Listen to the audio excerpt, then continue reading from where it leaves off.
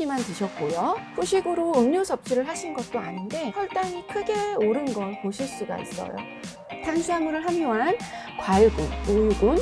과일이 탄수화물이에요? 다른 사람들의 특이적인 혈당 패턴 사례 같은 것도 상관이 없이 혈당 변동을 크게 일으키기 때문에 간헐적 단식에 관심이 많았던 환자분이신데요.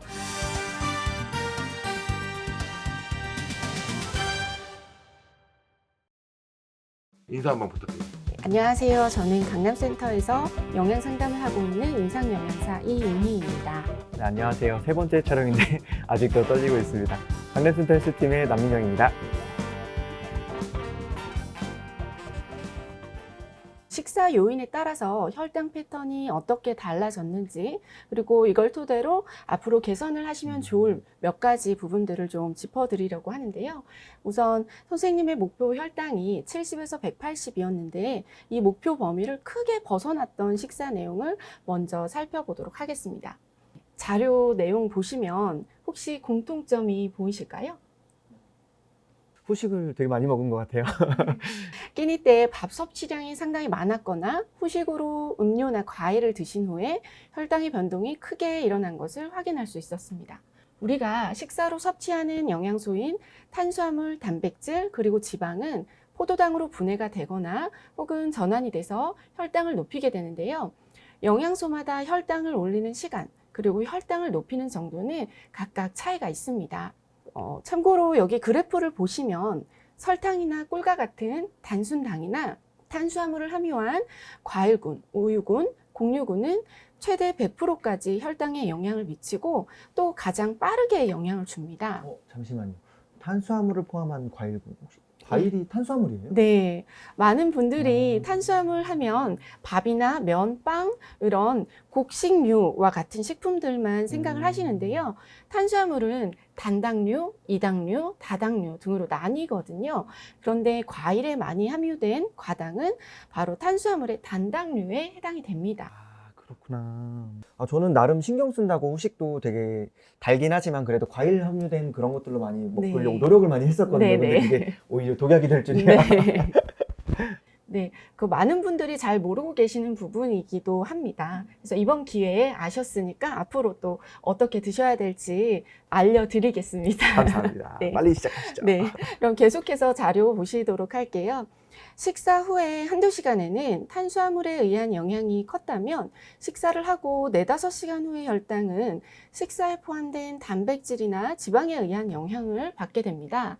그러니까 혈당 변화에 가장 빠르게 그리고 크게 영향을 미치는 탄수화물, 즉 식사 때 밥 섭취량이 많았거나 후식으로 단순당의 섭취가 보태어져서 한꺼번에 섭취한 탄수화물의 분량이 많아진 결과 이제 선생님의 식후 한두 시간 혈당이 목표 범위를 크게 초과하는 결과를 보였던 겁니다. 이 자료 보시면 상당히 이날은 배가 많이 고프신 날이었나 봐요. 밥을 2그릇이나 드셨는데 후식으로 과일을 드셨어요. 조금 전에 말씀하신 것처럼 과일에 대해서 잘 모르셨던 부분이 아무래도 후식으로 과일을 즐겨 드시게 된 요인이 된 것 같은데요.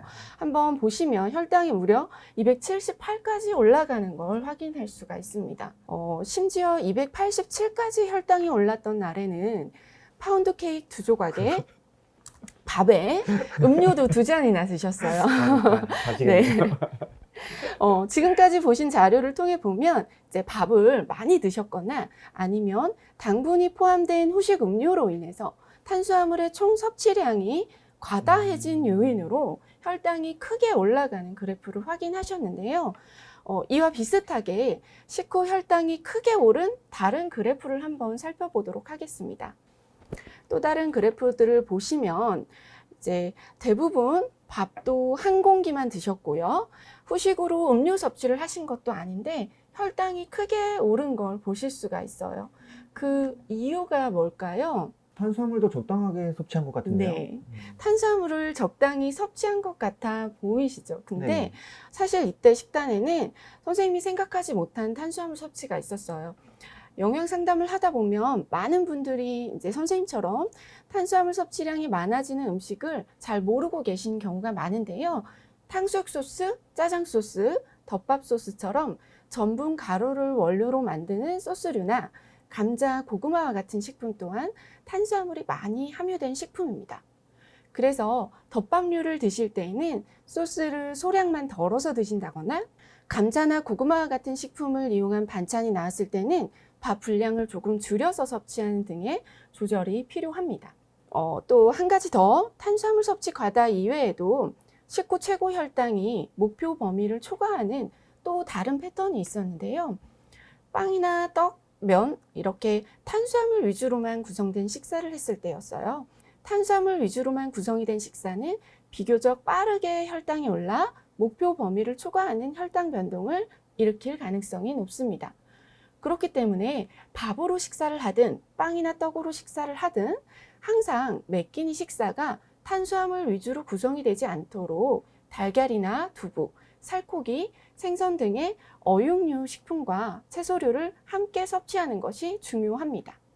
연속 혈당 측정의 가장 큰 장점은 자신만의 혈당 패턴을 알아가는 것에 있는데요.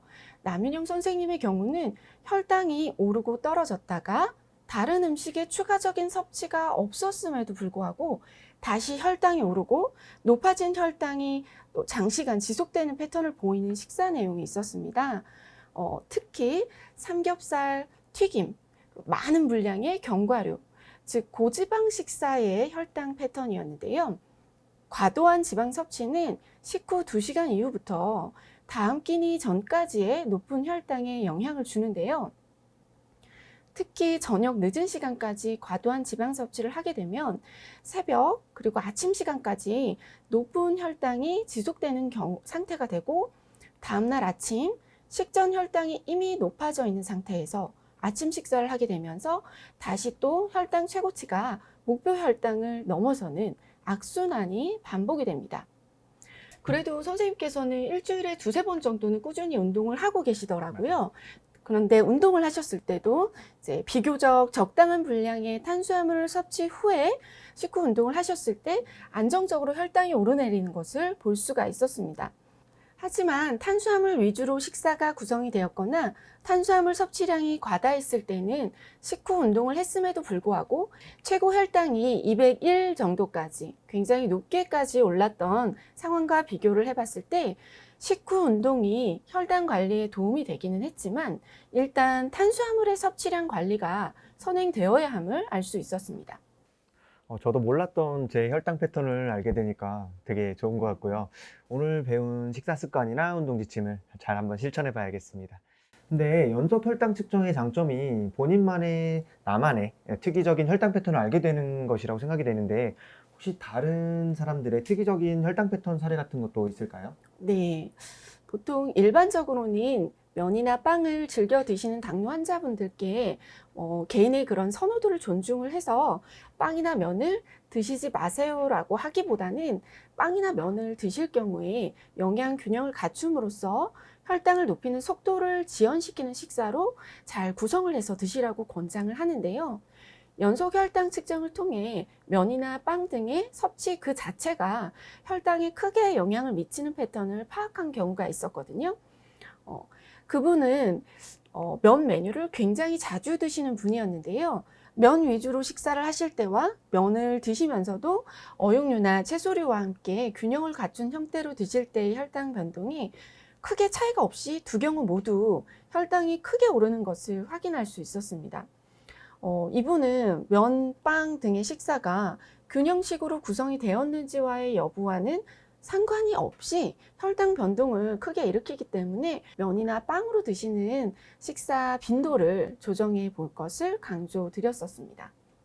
또 다른 케이스로는 간헐적 단식에 관심이 많았던 환자분이신데요. 이분은 체중 감량을 목표로 간헐적 단식에도 관심이 많았고 실제로 시도를 해보시던 중이었는데 유난히 아침 식사를 안 하신 상태, 즉 공복 시간이 길어진 후에 식사 시 혈당 변동이 큰 것을 확인할 수 있었습니다. 본인의 이러한 혈당 패턴 확인 후에 혈당 관리에 있어서 규칙적인 식사의 중요성을 더 확실하게 깨닫게 되신 케이스라고 볼 수가 있겠습니다. 네, 저도 당뇨 몇 년 전이긴 하지만 당뇨 전 단계 진단을 받고 사실은 되게 심각하게 좀 생각을 했었어요. 근데 이번에 이렇게 연속 혈당 측정을 해보고 나서 분석까지 받고 이제 상담도 받게 되고 하다 보니까 당 관리를 하는 입장에서 상당히 진짜 많이 도움이 네. 되는 것 같아요. 이번 기회에 진짜 더 열심히 당 관리를 해야겠다는 생각이 들어서 너무 좋았던 기회 같습니다.